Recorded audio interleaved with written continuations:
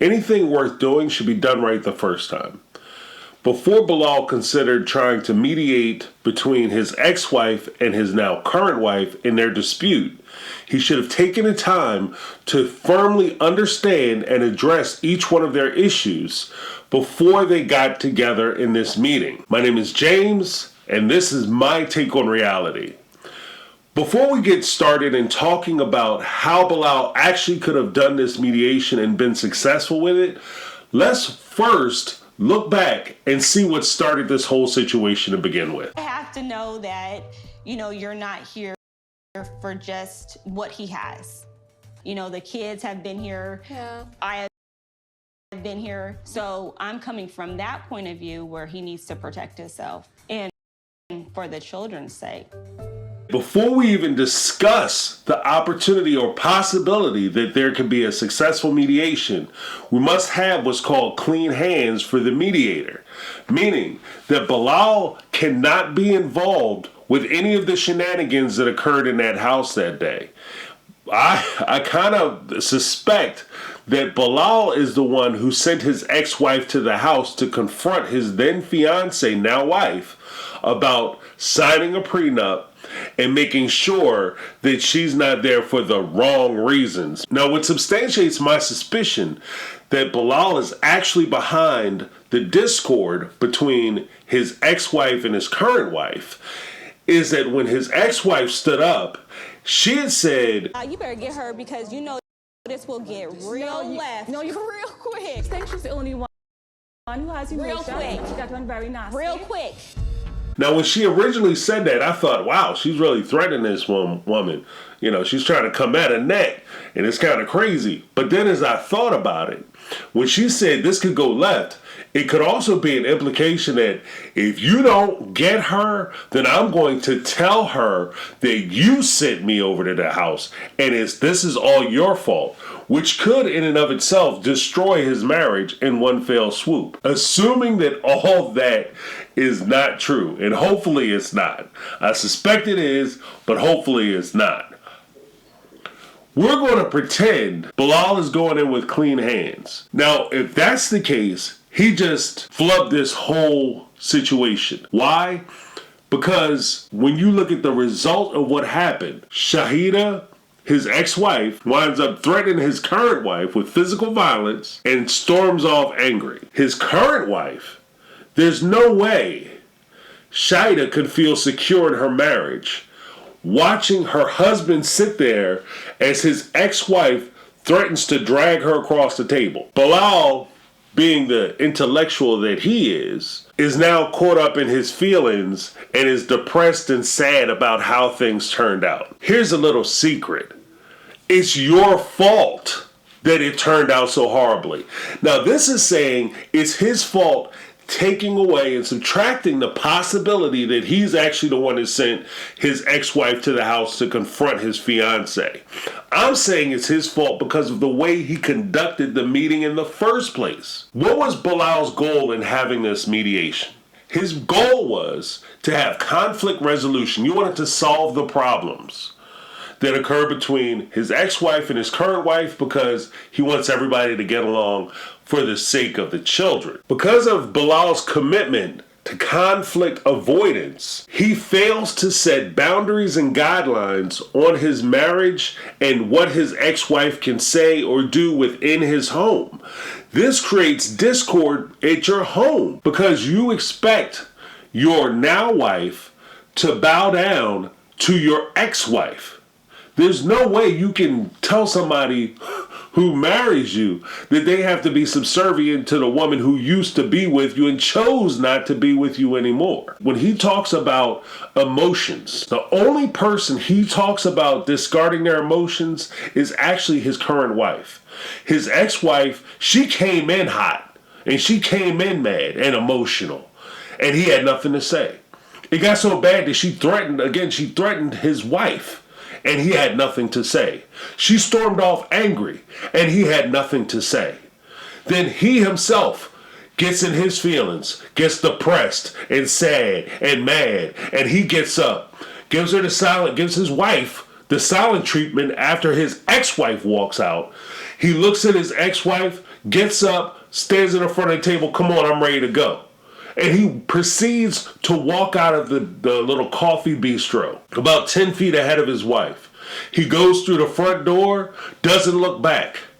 He gets in the car, sits in the car, closes the door, and waits for his wife to come out. Doesn't hold the door open for her, doesn't check to see that she's okay, doesn't do any of the things that you would expect a man to do by opening the door for his wife, the car door and the door to the restaurant. This is your wife. This is your lady. As just as a general rule, you show respect to the woman that chose to be with you. Not because she's weak and she's frail and all that stuff, but because it's a sign of respect that this is your lady. You walked away from her like she's a stranger, like she's just some rando chick you met in a bar and you gonna give her a ride. That's ridiculous. And you ought to be ashamed of yourself for that. But I digress. How could he have conducted the mediation?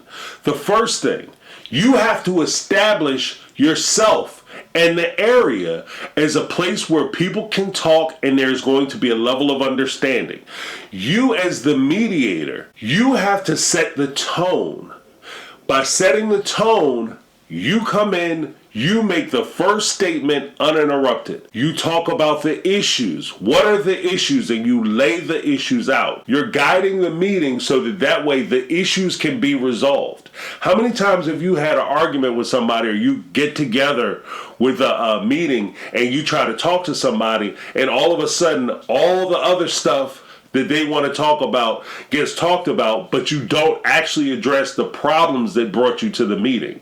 That's why the mediator his job is to make sure that the discussion stays on point. Second, the mediator, it's his job to establish who the parties are. Shaeeda, you're my ex-wife, you're the mother of my children. I care for you because you gave me the gift of becoming a father. Shaeeda, you are my wife.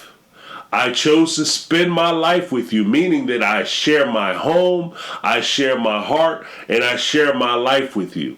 You are important. What this does is it not only establishes who everybody is, but it validates their position, and everybody is clear who they are.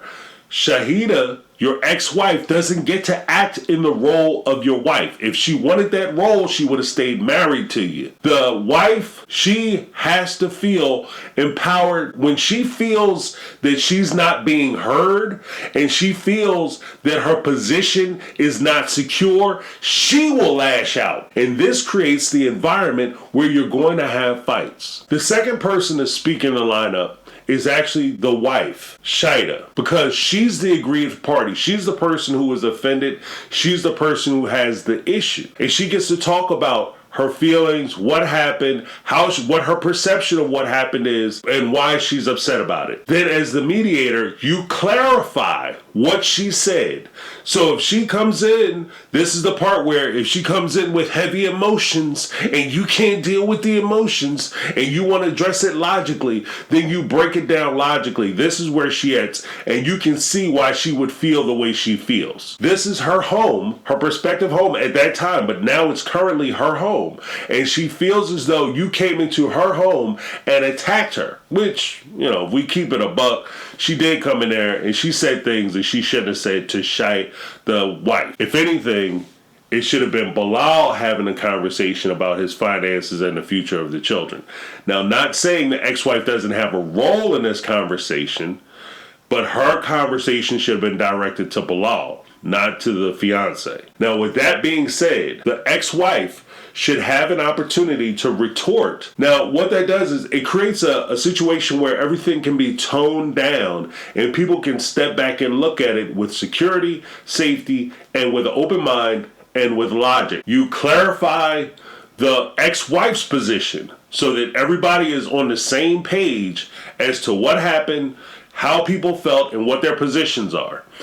Then you go about the business of trying to resolve those issues.